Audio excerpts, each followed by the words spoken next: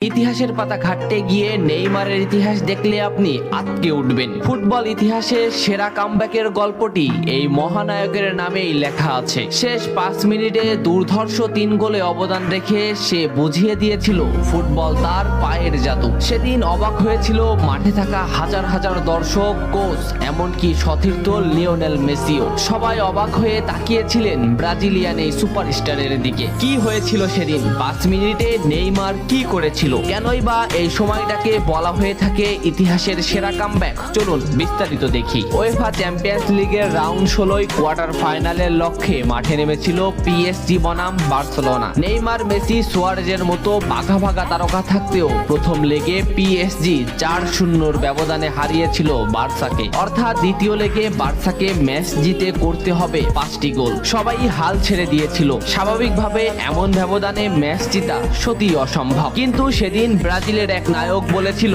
এটা সম্ভব, আমরা এটা করে দেখাবো। যেভাবেই হোক না কেন আমরা দলকে ম্যাচ জেতাতে চাই। 2017 সালের 8 মার্চ অনুষ্ঠিত হয় এই ম্যাচের দ্বিতীয় লেগ। ম্যাচের শুরু থেকেই ক্ষিপ্ততা আর দক্ষতা দেখাতে শুরু করেন নেইমার। এই ম্যাচে যেন আবির্ভাব হয় কোনো এক নতুন নেইমারের। এই নেইমারকে তো কেউ চেনে না। ম্যাচের 3 মিনিটেই লুইস সুয়ারেজ পেয়ে যায় প্রথম গোলের দেখা। এরপর নেইমারের ক্ষিপ্ততায় একের পর এক আক্রমণ সাজাতে থাকে বার্সা। এদিন যেন নেইমারকে কোনোভাবেই আটকাতে পারছিল না পিএসজি। নেইমারকে আটকাতে একের পর এক ফাউলই বেছে নিয়েছিল তারা। ম্যাচের 40 মিনিটে লেভিনের আত্মঘাতী গোলে বার্সা পায় দ্বিতীয় গোলের দেখা। ম্যাচের 50 মিনিটে ক্ষিপ্ত থাকা নেইমারকে ডি বক্সের ভিতর ফাউল করে ফেলে দেওয়া হয়। এতে বার্সা পেয়ে যায় পেনাল্টি। পেনাল্টিতে গোল করে দলকে এগিয়ে নেন লিওনেল মেসি। তবে যেমনটা ভাবছিলেন এই ম্যাচের গল্প ফুটবল বিধাতা তেমন ভাবে লেখেননি। 62 মিনিটে বার্সার কফিনে শেষ প্যারাটা পুড়ে দেন এডিনসন কাভানি। এতেই স্তব্ধ হয়ে যায় ক্যাম্প নু।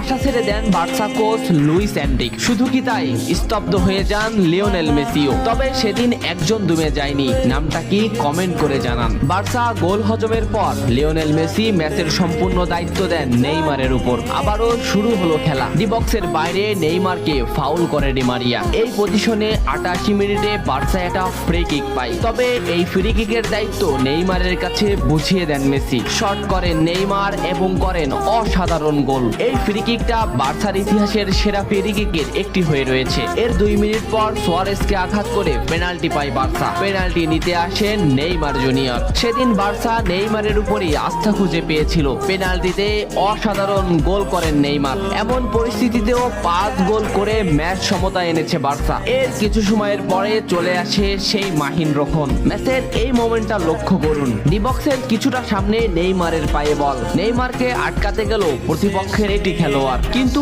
নেইমার শর্ট মোমেন্ট নিয়েও শট না করে বলটির সামনে আগালেন। এই মোমেন্টটা লক্ষ্য করুন। নেইমার একবার গোলের দিকে তাকালেন। এতেই সে বুঝে ফেলেছে কোথায় বলটি দিতে হবে। নেইমার শট নিলেন। আপনি সাধারণ চোখে এটাকে একটা শট দেখলেও এটা হলো সেই শট যা লিখেছিল ইতিহাসের সেরা কামব্যাকের অধ্যায়। নেইমার এমন ভাবে শটটি নিয়েছিলেন যাতে রবের্তো শুধু পা লাগিয়ে গোল করেছিলেন। শেষ 5 মিনিটে সেরা 3টি গোলে অবদান রেখে সেদিন ইতিহাসের সেরা কামব্যাকের নায়ক হয়েছিলেন ব্রাজিলিয়ান এই সুপারস্টার। সবাই যেখানে স্তব্ধ হয়ে গিয়েছিল, নেইমার সেখান থেকেই শুরু করেছিলেন। নেইমার বুঝিয়ে দিয়েছিলেন নিজের দৌড়ত্ব। ইতিহাসের সেরা কামব্যাকটা বার্সা নেইমারকেই উৎসর্গ করেছিল। এ ম্যাচে নেইমারের পারফরমেন্স ছিল আকাশচুম্বী। মাঠে থাকা দর্শকরা শুধু নেইমারের দিকেই তাকিয়েছিলেন। নেইমার এমনই, যখন জ্বলে ওঠে তখন সব পুড়িয়ে দেয়, সব তছনছ করে ফেলে। ইতিহাস